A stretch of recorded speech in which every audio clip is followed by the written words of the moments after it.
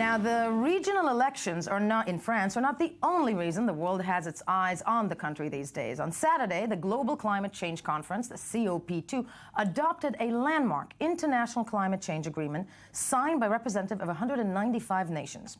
Now, this agreement, hailed by many as the last chance to save the planet, is meant to limit global warming below 2 degrees Celsius, to eliminate the use of coal, oil, and gas for energy, and to replace fossil fuels by wind and solar power. So, has the world been saved? While cheers, applause, and accolades accompanied the agreement signing, various environmentalist groups are not convinced by the paperwork celebrated. Friends of the Earth International, for example, called it a sham. So, will it really be ratified by all countries and come into effect by 2020? And will somebody police it? And if so, who? To help us with all these questions, I'm so happy to be joined in studio by environmental journalist of Haaretz newspaper, Netta Achitov. Good morning to you. Before anything else, let's take a look at the following report about this historic agreement achieved and break it down. L'accord de Paris pour le climat est accepté. Spirits are sky high after representatives of 195 countries meeting in Paris accepted a comprehensive climate change deal on Saturday after 4 years of negotiations. When historians look back on this day, very historic day, they will say that global cooperation to secure a future safe from climate change took a dramatic U-turn here in Paris. Le 12 décembre 2015. December 12, 2015 will remain a great date for the planet. In Paris there have been lots of revolutions for centuries, but it's the most beautiful and the most peaceful of the revolutions which has been achieved today, the revolution for climate change. The main highlights of the agreement includes limiting the increase in the global average temperature to well below 2 degrees Celsius above pre-industrial levels and to try bring the level to 1.5 Celsius above pre-industrial levels if possible. In short, this agreement will mean less of the carbon pollution that threatens our planet and more of the jobs and economic growth driven by low carbon investment. However, not everyone is pleased with this historic agreement. Demonstrators outside the Cop21 summit in Paris complained the deal is not well defined and that it will be hard to enforce its key elements since sanctions won't be imposed on countries who won't meet their agreed upon emission reductions. They're too much in the pockets of the oil and gas corporation. The deal needs to be ratified by individual governments before taking effect. The results will be reviewed in 2023 and then once every 5 years. As studies show that 2015 is likely to be the warmest year on record, the burden of proof that the deal can bring about change now stands on the world's countries themselves. So we're joined in studio by Netta Achitov and joining us as well, Ami Kaufman. How are you? But it's time to go straight to Paris again. We're joined again by Christian Millard, I24 News senior analyst. Mr. Millard, you people get busy.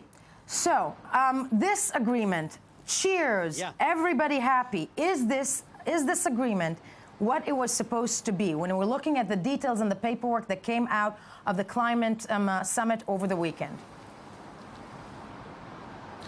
Yes, officially it's a universal binding agreement. This is what the French President Hollande and the President of the Cop21, Laurent Fabius, were expecting. And especially having the agreements of all the countries represented at the UN, 195 countries. So the question is now, are these 195 countries ready to shape up what we could call the UN of environment for the future to defend climate change? So we are good resolutions which have been taken. The fact that everybody agrees on the fact that the limitation of the heat should be between 2 and 1.5 by the end of the century and 2100, that's fine. The agreement probably is a balance found by the rich country and the poor countries, the north and the south, to finance the struggle against the development of the heat, of the global warming. That is another positive point. And now we have to know how all these countries are going to make sure to respect their commitments and definitely try to implement the decisions which have been taken at this COP21 summit.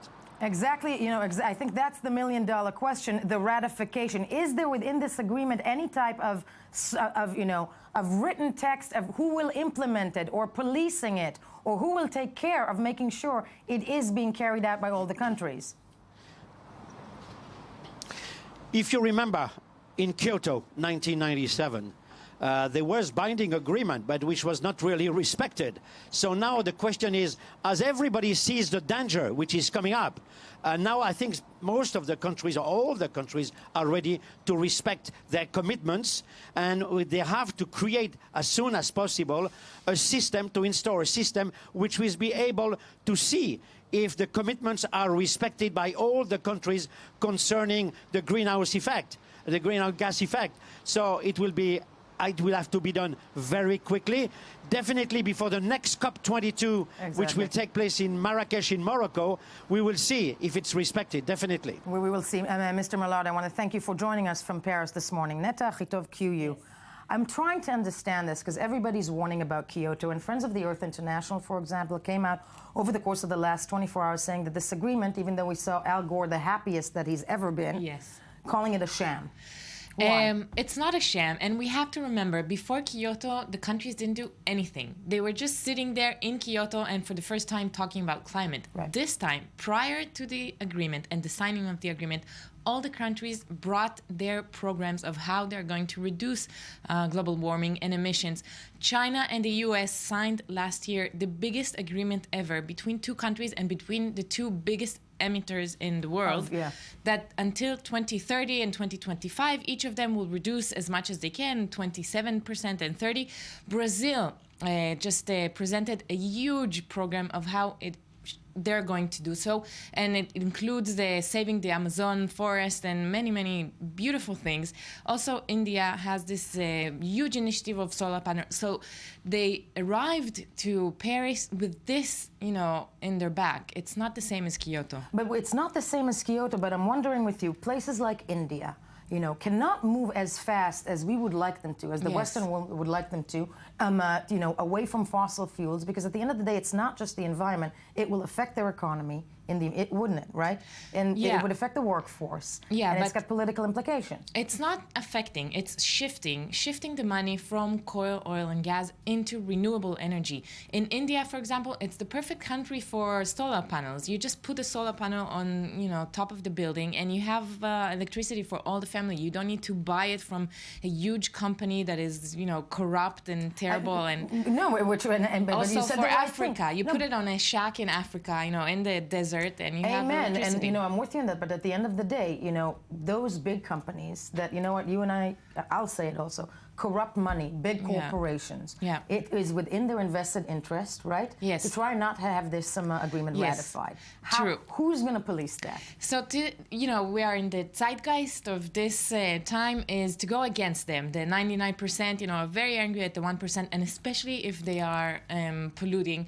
We've seen the Volkswagen thing, the Exxon also. There was a huge investigative article about Exxon and how they knew that they're polluting, and everybody's going against them. And also, what is the most important, the money is going against them. Bill Gates just declared that he's going to reinvest his money to take it out from the coal, oil, and gas industry and to put it in renewable energies. Thomas Piketty, one of the most famous economists, he's in France. He wrote a book called Capitalism, so he knows what he's talking about, and he also called all the big funds and money and hedge funds to just disinvest and do that. But, and in short, just to make sure that we all understand, and you're very optimistic, I'm always going to play devil's advocate to you because, I'm older and I don't believe in the goodness of the humankind. But that said, when we're looking at this agreement, if it's not implemented, what's going to happen by 2020? Well, even if it will be implemented, we have bad news because they say that if they took all the countries' programs to reduce emissions and they saw that still in 2050 we will have 2.7 degrees Celsius and not the 1.5 that they're aiming to, but at least we'll die trying. We'll die trying. Then we have that. Netta, I'm going to lock you in studio even though that we're moving along. That said, an agreement, a good agreement. Let's hope it's implemented and ratified. Thank you. Yes.